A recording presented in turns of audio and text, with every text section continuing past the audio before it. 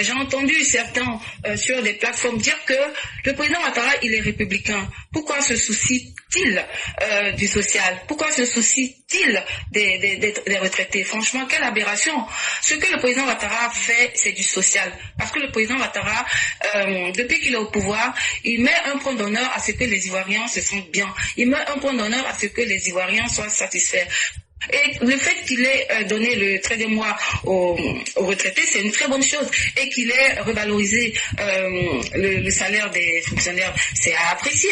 Donc, toujours l'opposition, parce qu'elle veut trouver à redire, parce qu'elle veut trouver un moyen pour revendiquer, alors elle va dire que voilà, ce n'est pas bien. Franchement, je trouve que c'est malheureux.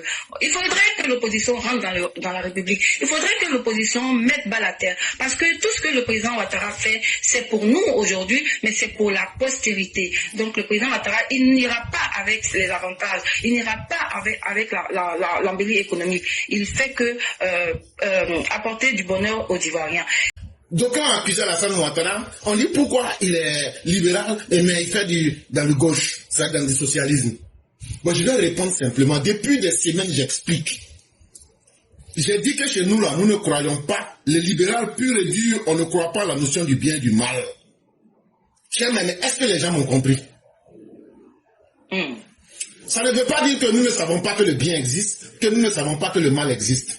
Cher mais quand tu vas pour faire une interview d'embauche, est-ce que ce sont tes conditions que tu imposes ou bien c'est l'employeur qui impose ses conditions? C'est l'employeur. Ok. Et quand tu signes un contrat d'emploi et que tu rentres dans l'entreprise, comment on t'appelle? Un emploi.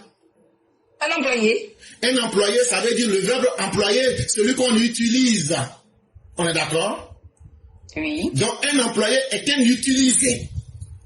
On utilise ton temps, on utilise ta volonté et on te paye quelque chose que tu ne maîtrises pas mais qu'on te donne. Est-ce que vous comprenez jusqu'à ce moment? Oui. Est-ce que là on parle de bien et de mal? Non. Mais dites-vous qu'il peut arriver des situations dans la vie. Ça veut dire que nous sacrifions notre temps, notre liberté pour nous soumettre à quelqu'un qui nous utilise, qui nous emploie. C'est pourquoi on est des employés. Avant d'être une doctrine politique, c'est d'abord une doctrine philosophique, le libéralisme. Mais ça, c'est le libéralisme pur et dur que je vous ai expliqué. Maintenant, Alassane Ouattara est un libéral de gauche. On appelle ça aussi le libéralisme progressiste. On appelle ça aussi le social-libéralisme. C'est un coup de politique simple et gratuit que je donne à ces personnes-là.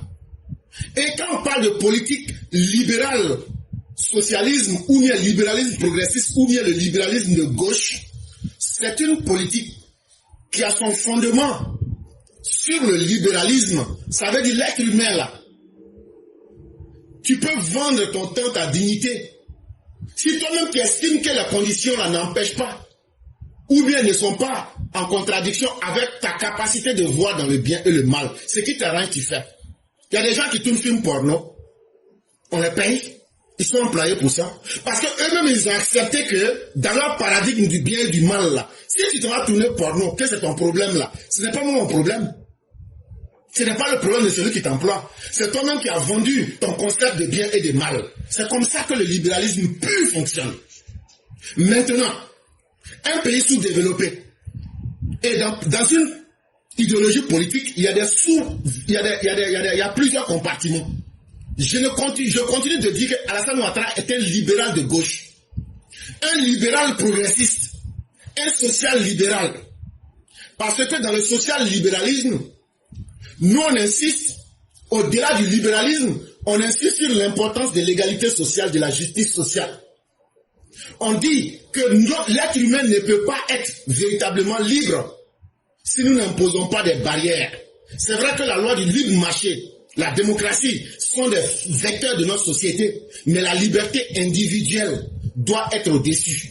Et donc pour donner de la valeur à la liberté individuelle, il faut se distinguer du libéralisme conservateur en reconnaissant qu'il y a des inégalités économiques, qu'il y a des inégalités sociales, et que pour ne pas que les libertés individuelles soient mises en mal, il faut venir en appui, en corrigeant ces injustices économiques et sociales.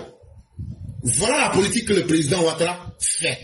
Et en faisant ça, le social-libéralisme, c'est pour aider à réduire les disparités des revenus, à améliorer l'accès à la connaissance, à la santé et promouvoir la mobilité sociale.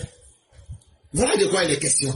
On ne tombe pas sur les choses. J'aurais pu vraiment bien expliquer encore. Peut-être que certains vont comprendre un peu de quoi j'ai parlé. Mais c'est plus profond que des débats de quartier. On avance avec un système et une connaissance qui est bien claire dans notre texte. Et donc ne vous amusez pas à penser qu'on est là, que c'est par le fruit du hasard qu'on agit. On agit en bonne intelligence avec une réalité politique et une idéologie. Tu ne peux pas être chrétien sans dire que c'est la parole de Jésus qui te guide. Comme tu ne peux pas être musulman si c'est la parole du prophète.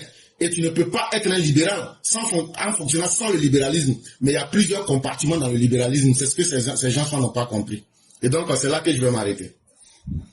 Ok, merci beaucoup éclaireur pour ce petit cours sur l'idéologie du président son excellence Alassane Ouattara. Vraiment, j'ai compris. Donc c'est le libéralisme et on ajoute le social. Voilà, donc parce que c'est comme dans la chrétienté mais dans l'islam, il y a plusieurs compartiments. Même dans l'église catholique, il y a plusieurs compartiments. Dans les églises dites éveillées, il y a plusieurs compartiments. En islam, on a plus de 70 sectes. C'est la même chose. Dans le libéralisme, il y a le libéralisme pur et dur. C'est ce qu'on appelle le libéralisme conservateur de droite. Mais les gens pensent que ce qu'on fait là, la politique, là, c'est venir à l'humain caméra. Non, hein. On avance comme si on était en train de jouer. Tout est calculé.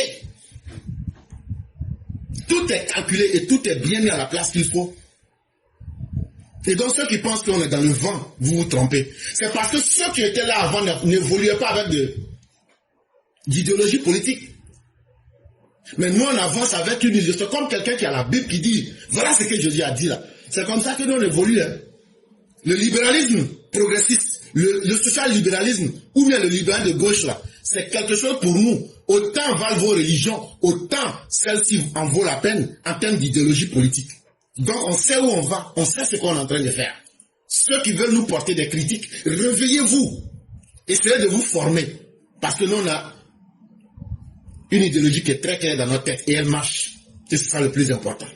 Parce que après avoir augmenté le salaire des retraités, qui est une marque de reconnaissance, et augmenter le salaire des travailleurs, j'aimerais voir qui n'est pas content en Côte d'Ivoire.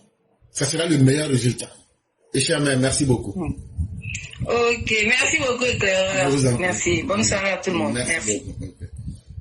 Les opposants tiennent des discours, je dirais, enfantins sur certains plateaux. Moi, je les écoute d'une oreille parce que ce sont des gens auxquels il ne faut pas accorder trop d'importance pour la simple raison qu'eux-mêmes ne croient pas à ce qu'ils disent la plupart du temps. Comment les gens peuvent reprocher à un président de la République, fut-il, on va dire même libéral ou quoi que tout, ce sont des mots, ça n'a pas de sens. Le plus important là, on fait la politique pour les sommes. Quand on arrive au pouvoir là, on promet des choses pour trouver des solutions aux problèmes des hommes. Si le monsieur, même s'il est libéral, fait du social, ça montre qu'il est humain. Donc la politique d'Alassane Ouattara, c'est de l'humanisme, tout simplement. Voilà.